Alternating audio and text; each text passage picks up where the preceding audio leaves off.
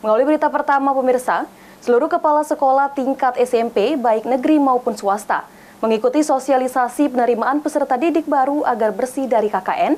Dalam sosialisasi ini, Kajari Kota Prabu Muli mengingatkan agar kepala sekolah jangan cari keuntungan di sekolah. Diskusi saja Bapak Ibu.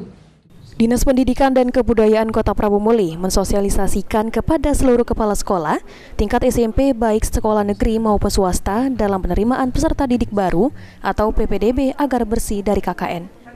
Dalam kegiatan sosialisasi di Hotel Grand Nikita ini, Dinas Pendidikan Kota Prabu Muli mengundang Kajari Kota Prabu Muli untuk mensosialisasikan agar dalam penerimaan peserta didik baru pihak sekolah tidak tersandung dengan hukum. Kajari Kota Prabu Muli Roy Riyadi menegaskan agar pihak sekolah jangan coba-coba masih melakukan bisnis di sekolah dan menerima titipan pada masa PPDB. Ikuti saja aturan dalam penerimaan peserta didik baru.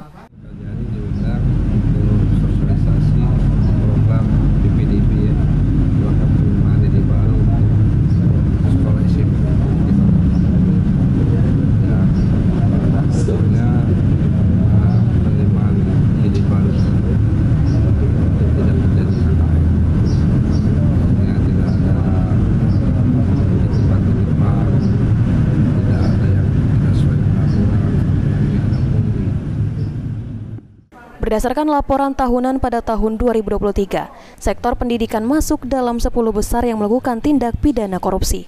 Anggi Perkasa, PAL TV. Laporan itu sendiri